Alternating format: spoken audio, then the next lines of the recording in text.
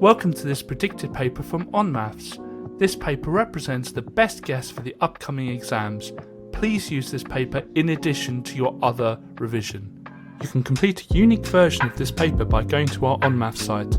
On Maths is full of free content to help you prepare for your exams, such as topic-based papers, demon questions, and mini mocks. If you like what we do, please consider subscribing. Enjoy! To find the factors of 30, we're just going to write down all the factor pairs, or all the pairs of numbers that multiply together to make 30. So 1 times 30 is 30, 2 times 15, 3 times 10. Now 4 doesn't go because 30 is not in the 4 times table. 5 times 6, and we notice that if we pick 6, it's just going to be 6 times 5, it's just going to be the opposite. So the factors are all the numbers that we've just written down. So it would be 1, 2, 3, 5, 6, 10, 15, and 30. For this question, it's really important that we understand what the words sum and product mean. Now, sum just means add, and product just means times. So we're going to start by adding the 5 and the 4, so that will equal 9. And then what we're going to do is find the product of 9 and 7, so we're going to multiply them together. 9 times 7, which is 63. So our answer is 63. This question's all about like terms. So what we can do is we can add this 10u with this 11u to make 21u. We can also add this 6v with this plus 4v to make 10v. We can also add this 10w to this minus 6w. So 10 take away 6 is 4w, so plus 4w. But we can't add a u term to a v term to a w term. So we have to just leave them be. So our answer is 21u plus 10v plus 4w. But we can multiply them, we just can't add or subtract them. If you imagine these numbers written out as a list, there would be 5 lots of zeros. So 1, 2, 3, 4, 5. There'd be 9 lots of 1. So 1, 1, etc., etc. Okay, so when we're looking to see the total number of goals scored in the season, we could write them out as a list and then add them up. But a quicker way of doing that is just multiplying the amount of goals by the frequency. So we've got 5 lots of 0 goals, which will just be 0. 9 lots of 1 goal, so that's just 9. 4 lots of 2 goals, so that's 8. 6 lots of 3 goals, that's 18. And then 6 lots of 4 goals, so that's 24. So all we need to do now is add up the 0, 9, 8, 18 and 24, which brings us to 59. So there were 59 goals scored. So we're going to use a function machine to find out the output when we've got an input of 11. So we put 11 into this machine, and the first thing that happens is we multiply it by 3. So out of that first machine, we're going to have 33, which is 11 times 3. Then the next part of the machine is going to take away 5 from that. So 33 take away 5 is going to be 28. So our output is going to be 28. In this question we've got pounds and we've got dollars. And we're told that £1 is equivalent to $2.12. And we're asked how many dollars can be bought for £1,500. So to get from 1 to 1,500, we times by 1,500, and we're just going to do the same to the other side, 1,500, and when we do that, we get the answer of 3,180. So £1,500 is equivalent to $3,180. So what we need to do is find out where the graph is at its highest, and so it's highest here. And so if we go down from there, we find out what year it is. Well, these years seem to be going up in 1, so that's 1950, 1951, 1952. So the answer would be 1952. So you do need to know the parts of a circle. So the full distance around the circle is called the circumference. If you've got a little bit of it, it's an arc. If you've got a line across it, that would be a chord. And the part that's kind of trapped in there is called a segment. Then if you've got a line across the circle going through the centre, that's a diameter. If you've got a line just going to the centre, if I can draw it properly, then that's called a radius. If you've got a line that touches the circle just on one point, like that, that's a tangent. But in this case, we have a sector. So for this question, we just need to pick one of the coordinates. And I'm just going to pick this one here. And we just need to work out what the coordinates are. Well, it's going up in 2, so it's going to be 4 on this side. And this is kind of 4.5, so that's going to be 19 there. So we know it's 19 at the bottom and 4 at the side here. So we're going to have a look on our table for a 4 and a 19. We've got a 19 and 23 here. It's got to be a 4 and a 19, which is here. And it shows that the 4 is for paper 1 and the 19 is for paper 2. So our answer will just be paper 2. So what we do is we notice that to get this 10, we add the 3 and the 7. To get this 17, we add the 7 and the 10. And to get this 27, we add the 10 and the 17. Whenever we have this kind of sequence, it's called a Fibonacci sequence. You essentially add the previous 2 terms to get to the next term. And so what we need to do is just simply add the 17 and the 27. When you do that, you get 44. So our next term is 44. The first thing we need to do is work out what angle CBD is. So we're looking for angle CBD. And that's going to be 180 take away 170, and the reason being is it's angles on straight line. Angles on a straight line add up to 180, so that's going to be 10 degrees, so this will be 10 degrees. We then need to find out what angle CDB is,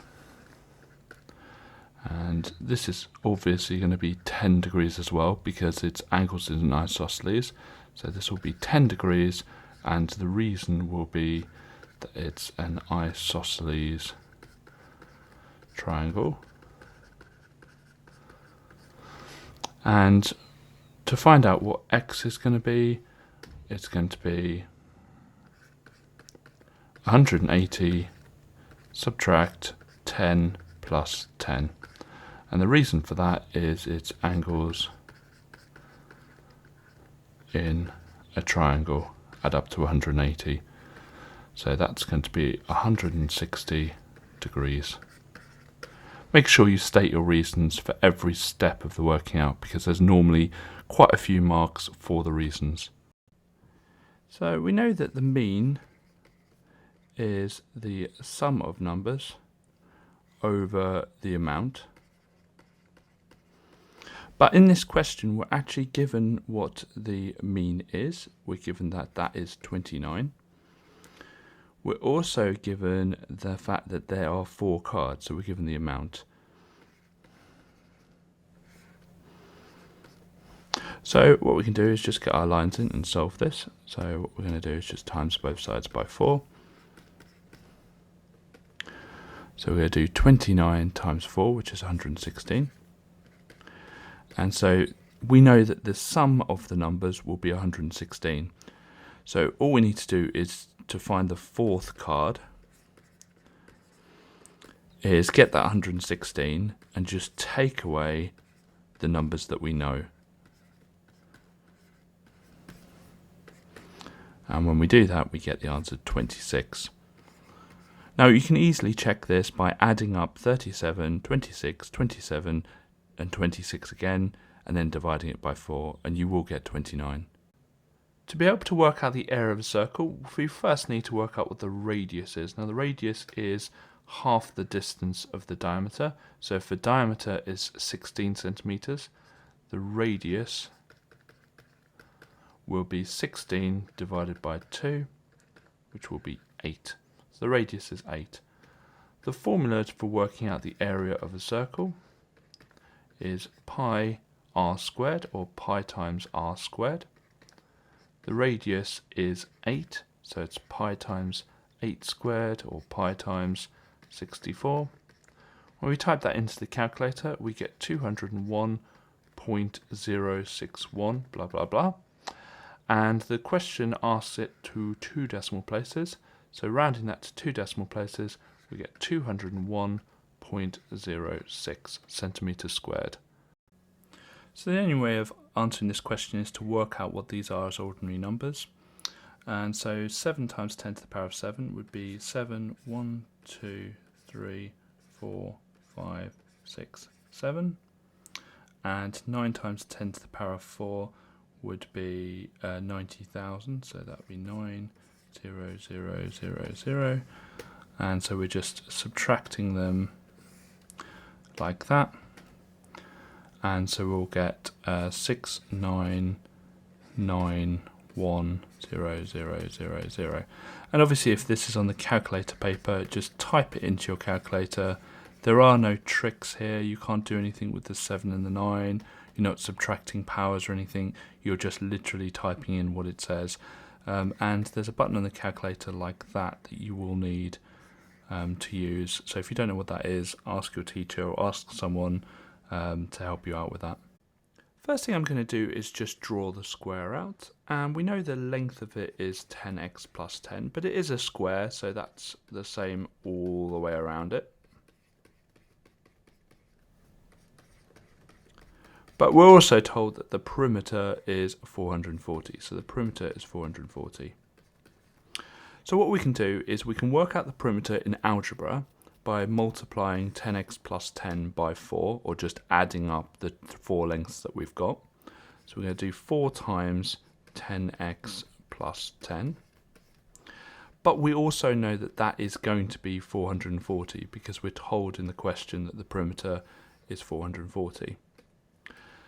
So put our lines in because we're going to solve, and we're just going to start by expanding the brackets. So that'll be 40x plus 40 equals 440. Then we're going to get rid of the plus 40 first, so take away 40 both sides. And so that would be 40x equals 400. And then we get rid of the 40 before the x, so we divide both sides by 40. And we've got x equals 10. So our answer is 10. So when we say y is directly proportional to x, what we mean is whenever x doubles, y will double. Whenever x halves, y will halve. Now, we've got this proportionality sign here. And to make that an equals, all we need to do is introduce a k constant to the right-hand side. So it's y equals something times x. Now, to find out what that something is, to find out what that constant is, what we're going to do is feed in the value of y and the value of x that we have. So we're going to feed those in. So y is 55.3 and x is 7. So it would be 7k. And we're just going to put our lines in and solve this. So it's going to be divide by 7 both sides. And 55.3 divided by 7 is 7.9. And that's what k is. So we're going to rewrite this equation here, this formula here, y equals 7.9x, and that is actually our answer. So we're asked to find angle BCE, and that is going to be this one here, because you start at B, go to C, and then go to E, and it's the angle you make. And I might just choose a different colour, because we've already got red on here. So we're looking for this angle here. Now, my advice for these kind of questions is always just try and work your way around the shape with angles you know. So, for instance, I'm going to start with this angle here, and we're going to call this angle ADC. And we know that that must be 79 degrees, and always write down the reason, and we know it is because that is an isosceles triangle. So if you look, we've got an isosceles here, this one, and this one, and the bottom two angles, and I use the word bottom because I always imagine an isosceles as being this way up. The bottom two angles in an isosceles are always equal, so that must be 79. Now we've got two of the three angles in the triangle, and the last one is going to be angle DCA. And to work out what this angle is, we're going to take it away from 180. So we're going to do 180, take away the 279s we've just worked out. And the reason for that is angles in a triangle equal 180 degrees. Okay, so when we do that, we do 180, take away the 158, and we're left with 22 degrees. So we know that this is going to be 22 degrees. And now we can actually work out angle BCE, because it's going to equal angle DCA. And the reason for that is they are vertically opposite angles. So that's just going to equal 22 degrees. Now, it is really common for these types of questions for you to get maybe 1 or even 2 marks for the answer, but 1 or 2 marks normally for the reasons and for the explanations. In fact, I've seen quite a few exam questions where you get 2 marks for the reasons and only 1 mark for the answer. So for this frequency polygon, what we've got to do is work backwards to work out what the table was that created it. So we're going to just draw a starting of a table,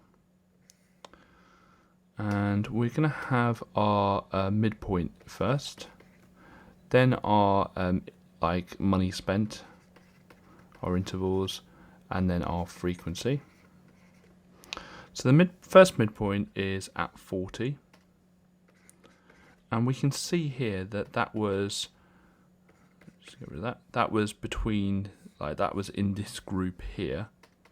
So that is 0, and I'm just going to use M for money, 0 to 80, and the frequency is how high it is, which is 10. The next midpoint is here, so that was going to be 120. And we can see that that's between 80 and 160, and the frequency is 20. And finally the last midpoint is here, which is obviously 200, and that is between 160 and 240, and the height of it is going to be 7. So we're looking for the probability customer spent less than 160, so that is these two here. Okay, so there are 30 that are less than 160. And how many are there altogether? Well, it's that 10 plus the 20 plus the 7. So it's going to be over 37. So it's 30 over 37. Integer just means whole number. So we're looking for all the whole numbers that satisfy these two inequalities. Well, the first inequality says that it has to be greater than 3. So the smallest number that is greater than 3 is 4. The second inequality says it has to be less than or equal to 8. So I'm just going to keep going till I get to a number that is less than or equal to 8. It can't be 9 because 9 is not less than or equal to 8. So our answer is 4, 5, 6, 7, and 8. To see if a number's in a sequence, we get the nth term and we get it equal to the number we think is in the sequence. And if the number is in the sequence, then we'll get a integer for n. If the number's not in the sequence, then we'll get a decimal. So we're just solving this now, and we're doing 135 take away 24, which is 111. And then we're going to divide both sides by 10, and you're probably already seeing the fact that it doesn't work exactly because n is 11.1, which means that Prisha is wrong. 135 can't be in that sequence. Whenever you have north lines, they will always be parallel. So what we have here is we have a straight line going through two parallel lines, which are our two north lines. And therefore this angle here is going to equal this angle here. And the reason for that is that the two angles are alternate, they're Z angles. So we can say that that is 135, and I always like to try and show the examiner the reasons. So that's because it's alternate angles. And we know also that angles on a point add up to 360. So this red angle represents the bearing of A from B. And so to find this angle out, what we're going to do is just 360 take away 135. And the reason for that is angles on a point equal 360 degrees. And when we work that out, we get the answer of 225. So our bearing is 225 degrees. So 7 times 10 to the power 4 is going to be 7, and it's going to be 70,000. And 9 times 10 to the power of 7 will be 90 million.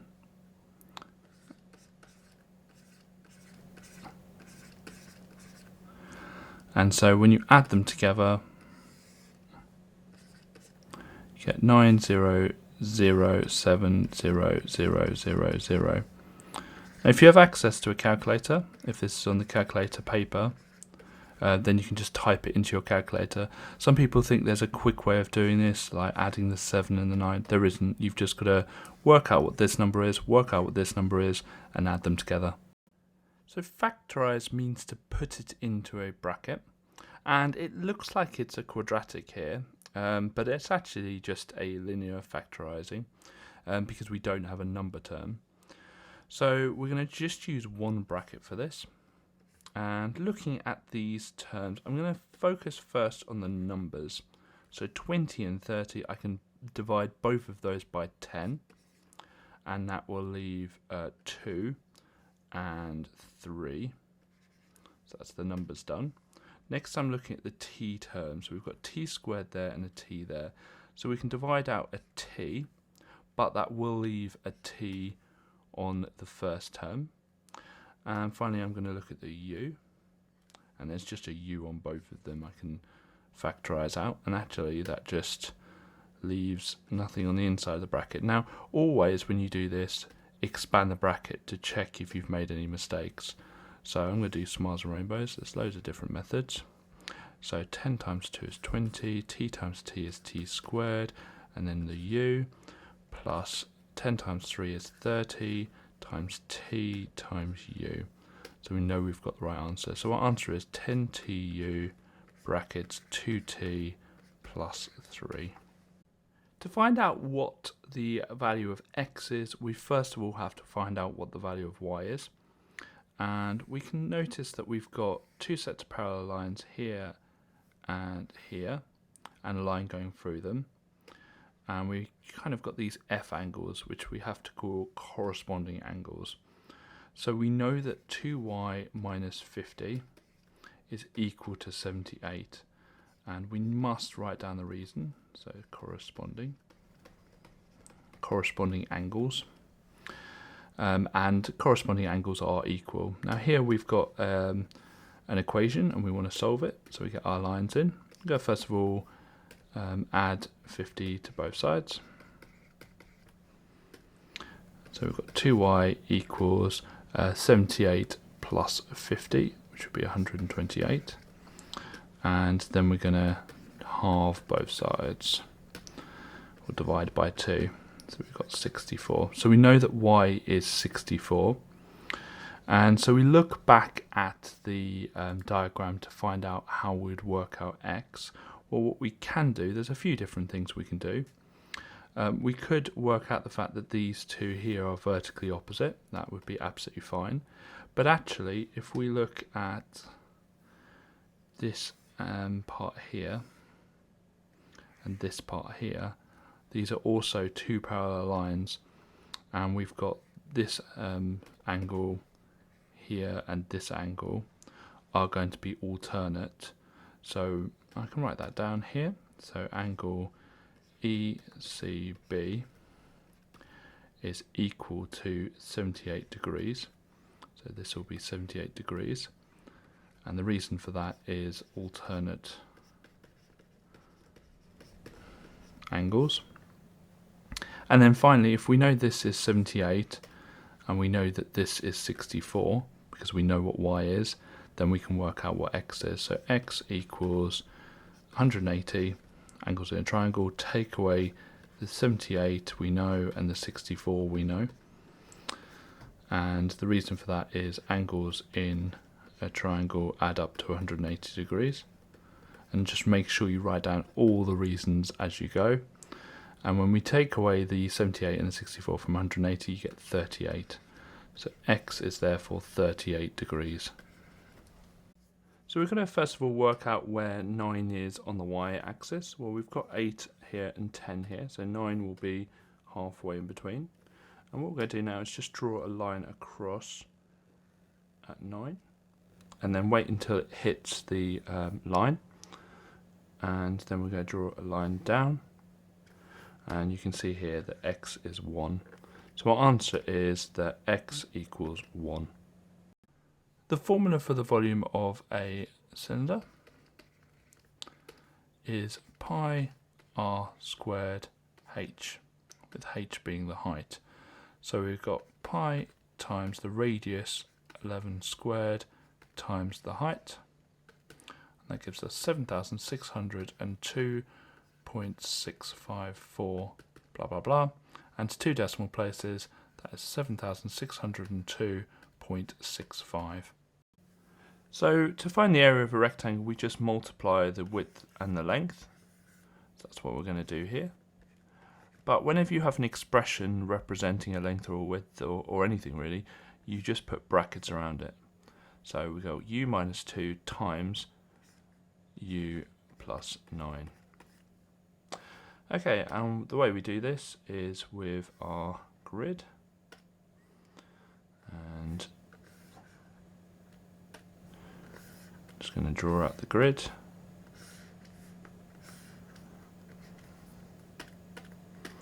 And so we've got u minus 2, and we're multiplying it by u plus 9. Don't want too many for some reason. And so we've got u times u, which is u squared, u times minus 2, which is minus 2u, 9 times u, which is 9u, and 9 times minus 2, which is minus 18. And what we're going to do is we're just normally going to be able to add these ones together. So our answer will be u squared, and then we're going to do 9u plus minus 2u. Well, that's just going to be 9u take away 2u, which is 7u. So plus 7u, and then minus 18 at the end. If we try and visualize this question on a graph, then we've got C, which is somewhere here. So we've got C, which is somewhere here, at coordinates 2, minus 12. And we've got D, which is somewhere here, at coordinates 8, 4. And we're asked for the length of the line segment. So we're asked for this distance here. Now, we can see that we can actually make a right angled triangle with this line segment. And we've got to find out what each of the sides is going to be. So the bottom one starts at x coordinate 2, and D it goes to x coordinate 8. So it's going to be 8 take away 2, which is going to be 6. So the distance there is 6. And how far does it go up? Well, we've gone from minus 12 to 4, so that's gone up 16. And we know that when we've got a right angled triangle, which this one is, and we're asked for one of the lengths, having given the other two, we're going to be using Pythagoras. So for Pythagoras, label the sides A, B and C, with C being the one opposite the right angle. And we write down the Pythagoras' theorem, which is a squared plus b squared equals c squared. A squared we've said is 6, b is 16, and 6 squared plus 16 squared is going to be 292. And then we're just going to quickly solve this by square rooting both sides. And so we're left with 17.088 blah blah blah is equal to c. And because it asks it to 2 decimal places, we're going to write the answer of 17.09. So for this question we need to understand the different types of graphs from different functions. So if we have a reciprocal graph, it looks something like this and like this. It could be the other way around and it could be distorted, but it basically goes down to a point along here. It goes to infinity and it goes to infinity along a point over here, and obviously those positions could change. Then we've got a linear graph. A linear graph is just any straight line, so just any kind of straight line, either up or down, and this doesn't look like either of those. Then we've got a exponential graph. An exponential graph just starts really small and then just really increases like that and just keeps going up.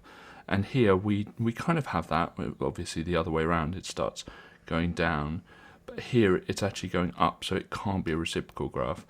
So the graph that this is, or could be, is a quadratic graph, because it's a nice U shape. So if we carry this on, it could be a nice U shape. It could also be a cubic graph as well. So it could go up and then down and then up, and that's a cubic graph. But the most obvious one is a quadratic graph. So quadratic function. There's a lot going on with this question, so I'm going to start off just having a look at the total amount of money. So I'm going to do this in pence, so 2,115 pence. And if each merit point is worth 3 pence, then we can work out the amount of merit points by doing 2,115 divided by 3. So that gives us 705. So there's 705 merit points. Next, have a look at the question here, this part here, where it says James has X merit points. Sarah has 4 times as many points as James, so she's going to have 4x.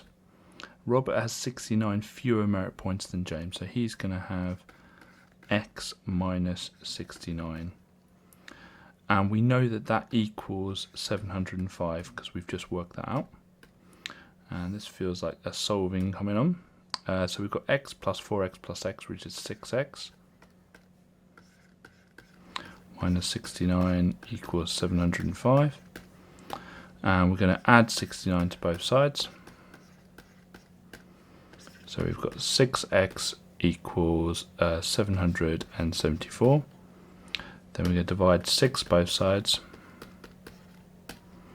And so we've got x equals 129. So x equals 129. That means James has 129. Sarah has 4 times more, so she will have 516. And Robert has 69 fewer, so we're going to take 69 away from that, and that will equal 60. We know that when you multiply powers with the same base, and here we've got all these as base v, you add the powers. So we're actually looking at what do we add to 11, which is this one here, to get to the 15. 11 plus 4 is 15. So W therefore equals 4. To answer this question, we need to know what an equation, expression, formula, and identity is. So the formula is basically an equation but for real world things. So area equals pi r squared. It's where the letters actually mean something. Expression is just algebra without the equal sign, so 5x plus 3 would be an expression. An equation has an equals and it can be solved, so you can find out what x is or find out what a is. And an identity is true for all values of that letter. So an example would be x times x equals x squared. That's an identity because that's true for all values of x. So looking here on the right hand side, we've got 3x plus 2x. But if we imagine x is 10, so 3x would be 30 plus 2x would be 20, 30 plus 20, well that will equal 5x, 5 times 10. And actually this is true for all values of x. And the reason it's true for all values of x is we know that 3x plus 2x, this right hand side here, equals 5x. They're the same thing. Now normally with an identity, it's shown with 3 lines. Now in the exam, this type of question, it won't be shown with 3 lines because that kind of gives it away that it's an identity. But this question is definitely an identity. And you can't solve it because it's true for all values of x. So yes, x could be 10, x could be a million, x could be a third, x could be anything. The word truncated means that we just literally cut off the next number along. So if we imagine this is our number, we just cut it off. So it's not the same as rounding. We just don't change this digit at all. We just cut off the remaining digits. So the smallest number it could be before it was cut off is 79.500000. The largest number it could have been, well, it could have been 79.5999, etc. So that's the largest it could have been. So to do our error interval, well, the smallest it could have been is 79.5, and it could have been 79.5, and we'll call this x. But we're looking at any number that is less than 79.6. So any number that's less than 79.6. If it was 79.6, then when we cut it off, it would show as 79.6. So we're going to start off with 100%. And it says that the card depreciates. That means goes down by, so it goes down by 1.7% every year.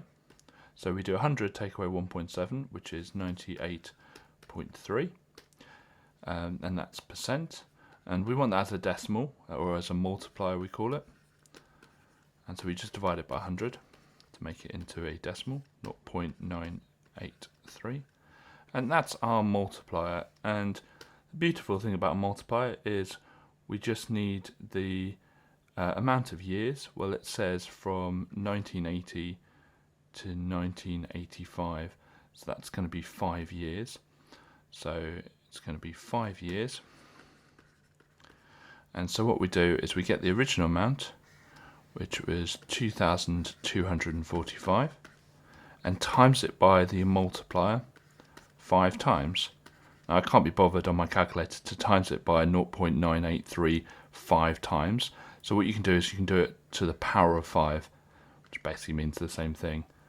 And that gives us 2060.553. And when we round that, that would be £2,060 and 55 pence. Something we know about rectangles is opposite sides are equal. So these two will be equal.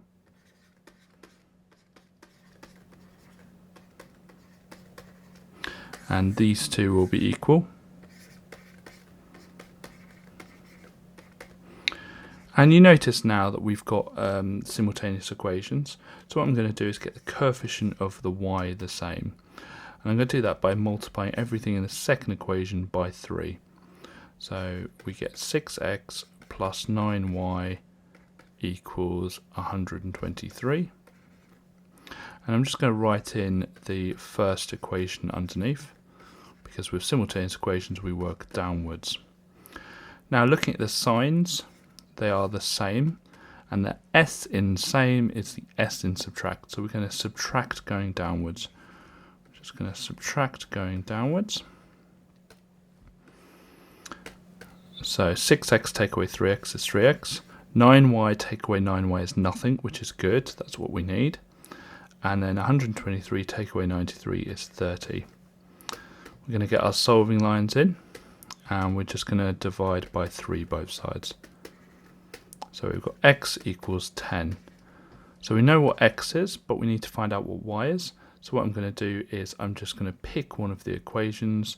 I can pick the 2x plus 3y equals 41 and just substitute the value of x in. So 2 times, instead of x, it's times 10 plus 3y equals 41. So it would be 20 plus 3y equals 41. Get my solving lines in. And we're going to take away 20 both sides. So we've got 3y equals 21. And then we're going to divide by 3 both sides if I don't run out of room. So y equals 7. So we've got x equals 10, y equals 7. Now I could check that with the first equation as well. So 3 times 10 is 30, 9 times 7 is 63, 30 plus 63 is 93. So we know we've got it right. First thing we need to do is work out the volume of this prism, and it's a trapezium-based prism. So the volume will be the area of the cross-section, or area of the trapezium, times the length, how 3D the prism is. So trapezium is half a plus b h, and then times the length. Now A and B are the two parallel sides, which will be this one and this one.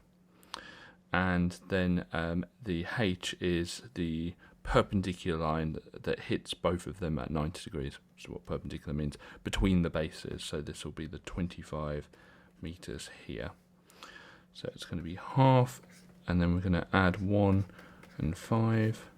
Times that by 25. The length is how 3D it is, so it would be that 10 there. So we're going to times that by 10, and that will give us 750. So it's 750 meters cubed. Now there is a little formula we can make for the rate. So the rate of anything for this will be the volume gained over time.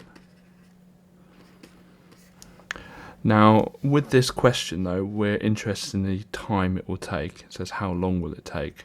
So we're actually looking at the time. So it will be time equals the volume, which is 750, over the rate, which is 15. So 750 divided by 15 is 50. So it will take 50, and let's have a look. It says per minute. So it would be 50 minutes. There are a few different ways you could answer this question. I'm going to do it with a tree diagram, but you didn't need to draw a tree diagram to answer this question. So we've got our first tree, which is our first bus. And the choices are male and female. And we've got our second kind of branch, I suppose. And it's still male and female.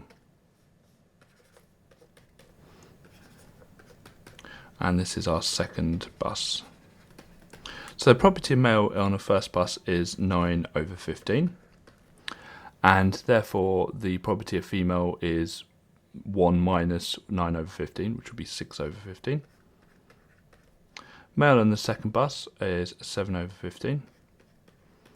And so female would be 8 over 15, because they need to add up to 1. And it's independent, so these will be the same. And the question is basically asking what is the probability that both will be female. So to have both female, we need to have gone down this line at the start and then this line again. Okay, so looking at the fractions along the way, it's 6 over 15 and 8 over 15. The word and in probability means times.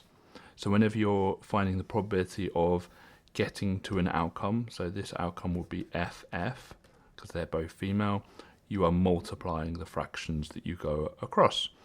So it would be 6 over 15 times 8 over 15. So 6 times 8 is 48. And times the bottoms, 15 times 15 is 225. Now you can actually cancel that down. So what you can do is you can divide top and bottom by 4.